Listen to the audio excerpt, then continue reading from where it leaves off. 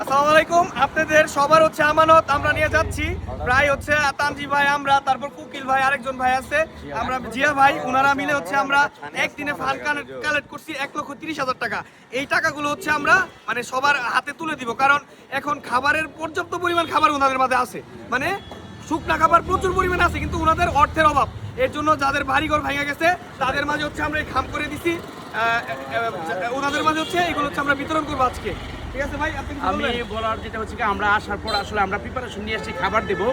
আসার পরে আমরা বিভিন্নভাবে পর্যবেক্ষণ করে আমরা দেখে শুনে আমরা এই সিদ্ধান্তে উপনীত হয়েছি যে এই সিদ্ধান্ত হচ্ছে আমাদের কিছু নগদ অর্থ ওনাদেরকে দিতে হবে। এখন গবাদি পশুর কিছু খাবার রয়েছে, তাদের কিছু খাবার রয়েছে, বিভিন্ন অন্যান্য ওষুধপত্র থাকতে পারে, সে হচ্ছে তারা এখানে হচ্ছে টাকাটা দেওয়াটা জরুরি। আমরা প্রত্যেকটা প্যাকেটে আমরা যেন সহি সালামতে দিতে পারি, সবাই দোয়া করবেন। 1000 করে টাকা দিয়েছি, প্রয়োজন হচ্ছে 1000 দিব, যাদের ফ্যামিলিটা একটু তাদের আরো বাড়িয়ে দিব।